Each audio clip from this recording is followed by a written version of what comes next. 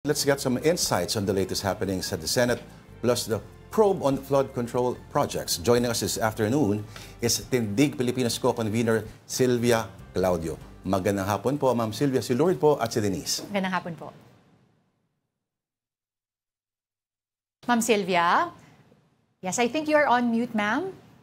Okay, sorry about that. No worries. Magandang hapon, Lord and Denise, and also to those watching at this time. Maraming salamat po, ma'am. Okay po, nagpahayag po, naglabas po ng statement ang Tindig Pilipinas na sinusuportahan niyo po yung kasalukuyang komposisyon ng Senado at hindi po kayo agree kung matutuloy na ang, sabi-sabi, kung matutuloy daw ang liderato ni Alan Peter Cayetano. Bakit po sinasabi ng grupo na yung takeover daw ni Senator Cayetano will break crimes of the Dutertes? Kasi po, overall, we are appalled, nagagalit po kami, na yung flood control issue ay subok pa rin ginagawa yung nung dalawang dinastiya, particular po yung Duterte and Marcos dynasties, na battleground against each other. Sa amin pong buong pananaw, meron hong mga tao from both camps who are guilty. And we should just proceed regardless of political affiliation. Sawang-sawa na kami po yung playing games with people's legitimate anger and needs. And using it against your political enemies. Kasi our politics is defined by the schism between these two camps. Ano po. So yung kay Alan Peter po, we just see that as the move naman of the Duterte side to try to take over the current investigations and therefore hide the corruption of those associated with the Duterte group, no? Sa tingin ko po, let's just watch the current situation now and hope that whoever is guilty will come out. And remember, this is just a Senate investigation supposed to be looking at for legislation purposes, no? So, ayaw na po namin yan. We don't find Senator Alan himself free of allegations of corruption, yung kanyang Caldero scandal, for example. We need credible leaders to oversee this process. Yung proposal niya po yung starting from a clean slate and snap elections daw. Alam niyo po yung kanyang no incumbent, nakakatakot po yun kasi that's already leading to unconstitutional areas and possibly real destabilization. And our group is really worried about any possibility of military adventurism or any power grab by any particular group. So we don't want the situation destabilized to what he would like. What we know po is that the Constitution states that the President and the Vice President may indeed be resigning or found unfit, and then the Senate President has to call a snap election. Pero yung dalawang top officials lang po, at wag naman tayong umabot sana doon. No, we would uphold that constitutional process in case we get to the point of destabilization, that we don't have any support anymore for the President or the Vice President. But I would prefer that whoever it is, Vice President, President, Senate, Senator, let's get the data first. Let's get the facts right, and then let the chips fall where they may. Kung guilty ka, kasuhan ka natin. Ma'am Sylvia, babalik ako sa Senado. Naging usapan nung weekend na hindi na nga daw maganda o masaya yung mga ibang senador sa tinatakbo ng Blue Ribbon Committee hearing at there is possible changes again. Unang-una po, what do you make or how would you assess the investigation led by Senator Ping Lacson? At kung papalitan nga po siya, kung may bagong magiging leader niyan, who do you think should replace Senator Lacson as Blue Ribbon Committee Chair? Sa tingin po namin sa Tindig Pilipinas, meron mo namang lumalabas na mga dapat kasuhan. Hindi po namin alam kung hanggang saan makakarating yan. Sana naman mabuksan na yung lahat. Pero inuulit po namin, hindi ho ang Senate investigation ang paraan sa paghuli ng mga yan, pagkumpiska ng assets nila at paglagay ng kaso. in aid of legislation lang daw yung mga yan eh. So they should come up with better laws, no, for which we have proposals. Pero we don't see this move of change of leadership as any attempt to be more transparent. We just see it as a move of those who are allied with the Duterte camp to have their way over the investigation and then try to link it naman to the personalities of the other camp, no? So what we're saying is we don't support this move because it's just a move to make to make more half truths out of what we need. What we need is whole truth. Opo. Kamusta po yung nagkaroon po ng pagkilos nung Biyernes po, ano?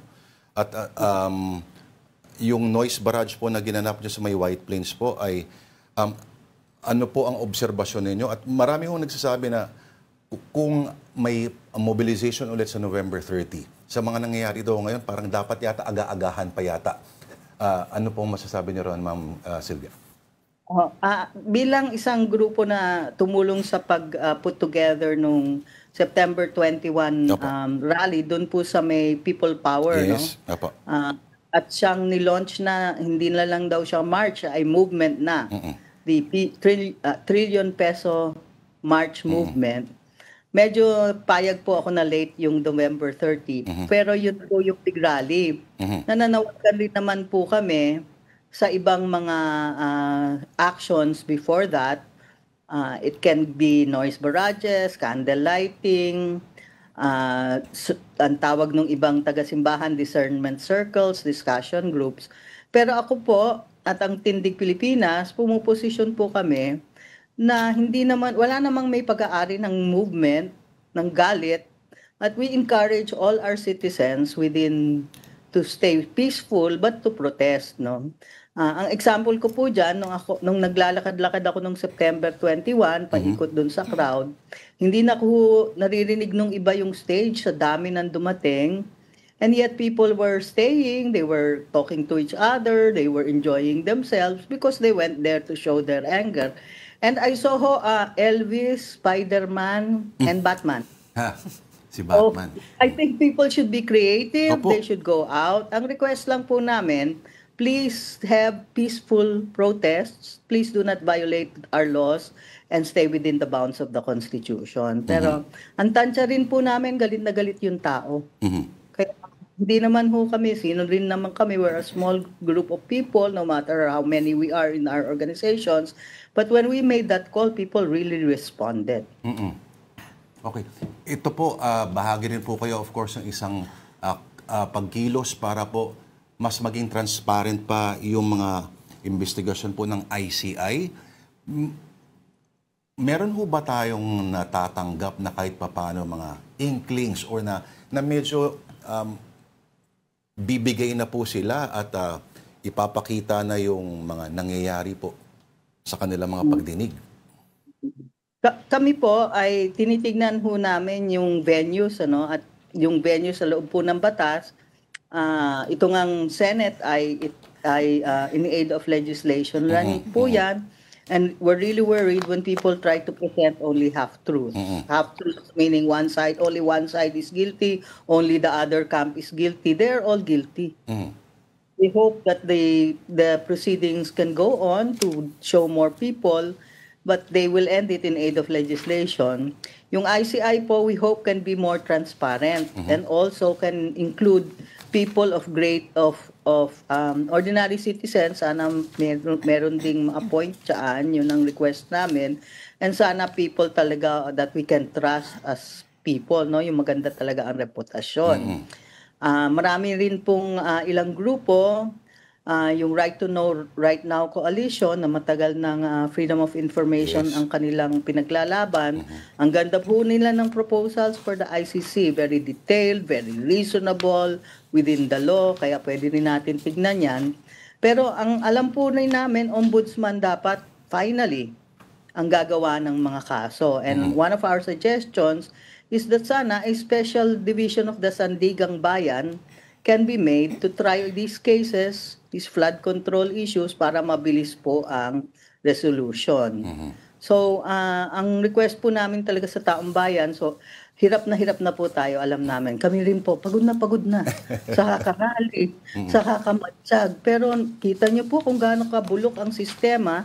Ang tanging pag-asa talaga ay tuloy-tuloy pa rin tayong vigilant, tutulak, para magkaroon po ng reform.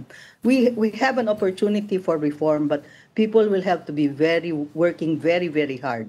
And it will only come from ordinary people because the system, the people there are so corrupt. We have only a few people we can trust in power at this time.